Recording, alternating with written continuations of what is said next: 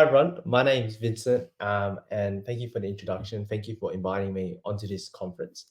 I'm a third year medical student who's currently studying at the University of New South Wales, which is in Sydney, Australia.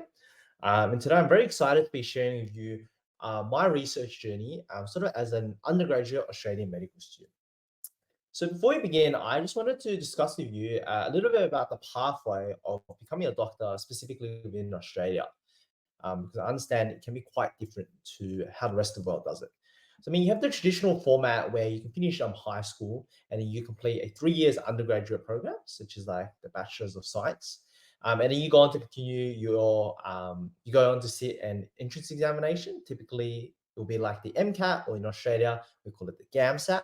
And then based on that admission test, you can get admitted into the Doctor of Medicine program, where you complete 4 years of postgraduate medicine, and then you graduate as a doctor. And now in Australia, we do have many universities that currently still offer this very traditional route.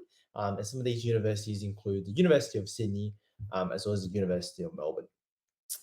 However, I guess in the last few decades, there's been an increasing number of universities that now offer a more shorter route through a combined medical program.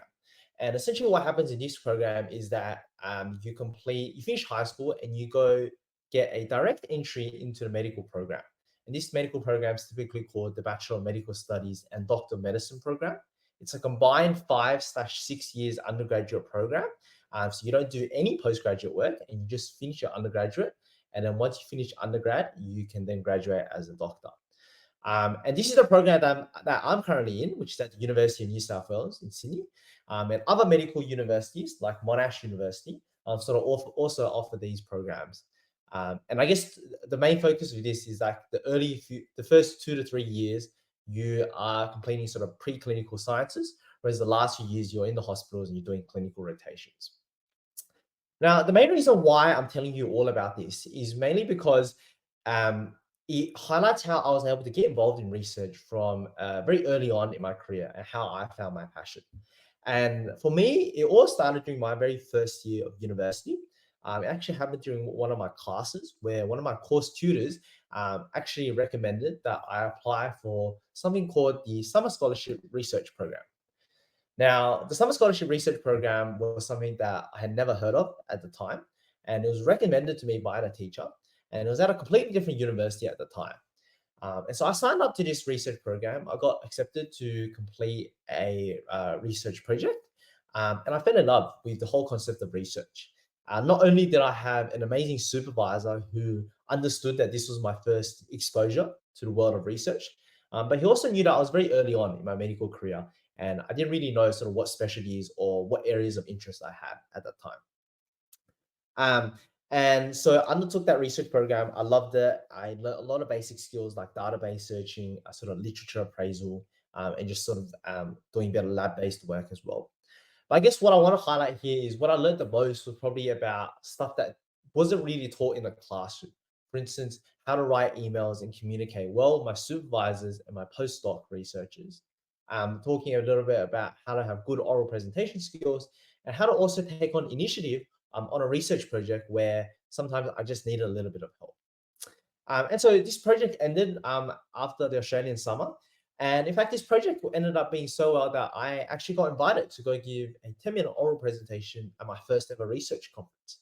And this was at the Australasian Council for Undergraduate Research, which is a sort of research conference for any undergraduate student in Australia. And this was held at the University of Sydney. And I was very excited to go and present this research at that time. It was also a great opportunity that opened my eyes to see what other research areas there were, and the pathway to pursue honours or a PhD in Australia. And so now that I had found my sort of love and passion for research, sort of very early on, in my second year of university as an undergrad, I decided that research was something that I want to be a part of moving forward in my medical studies. And so throughout the next few summers and winters, I continued on to apply for any sort of research project I could get. You can see on this slide here, I completed a research project looking at sort of knee osteoarthritis, which is sort of more orthopedics related. And then I then completed another summer project looking at diabetes research, which in itself is like a whole area of research that I really didn't know of. And the point I want to highlight on this slide is that, at the time, I was really scared of pursuing research projects because as an undergrad, I had this very big fear. I had this big fear that because I was going to be doing research with supervisors who had been dedicating decades of their life into this field, and myself as an undergrad coming in with only 1 year or 2 years of university life, I wouldn't be able to bring on any sort of real benefit to the team. But that was really wrong. And that was a very bad mindset of thinking. I realized that there's just so much you can learn from just doing and pushing yourself outside your comfort zone. And this point really came to me sort of a few months later down the track of the summer of 2024, which was last year, where I received another offer of acceptance, this time from Monash University, who gave me a summer vacation research scholarship program. Now, this was surprising for me for, I guess, two main reasons. Firstly, Monash University, the supervisor I was talking to, I only had one meeting with her before she gave me any indication that she was going to offer me the project. And secondly, Monash University is very hard to get a summer vacation research scholarship because, firstly, Monash typically only accepts students from Monash University. And secondly, not only was I not studying at Monash University, I wasn't studying in Melbourne at all because I'm from Sydney. Um, so I guess this whole opportunity that came about was a huge avenue for me to pursue research and push myself outside my comfort zone and take on really any opportunities that came. And this project ended up doing really well. We organized the logistics of working from home. And during like January, February, which is like the Australian summer, I flew down to Melbourne for a week and worked in the office down there. And so moving forwards from there, I realized that I wanted to continue pursuing research. And at that time, a major project that I was working on was looking at meta research and sort of open science and transparency. And I was working on a study that was called Unraveling the Spin and Selective Reporting Biases in Medical AI Research. So looking at artificial intelligence and reporting biases in that area. And I was working with my principal supervisor at that time. His name was Dr. Aidan Tan. And that actually ended up being accepted earlier this year in September at the 10th International Congress on Peer Review and Scientific Publication.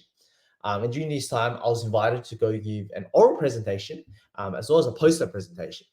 And for me, that was a huge milestone achievement because as an undergrad researcher who was only by now in my third year of medical studies, to be able to present at an international podium and at an international level at a congress that's only held every 4 years, to me was exceptional.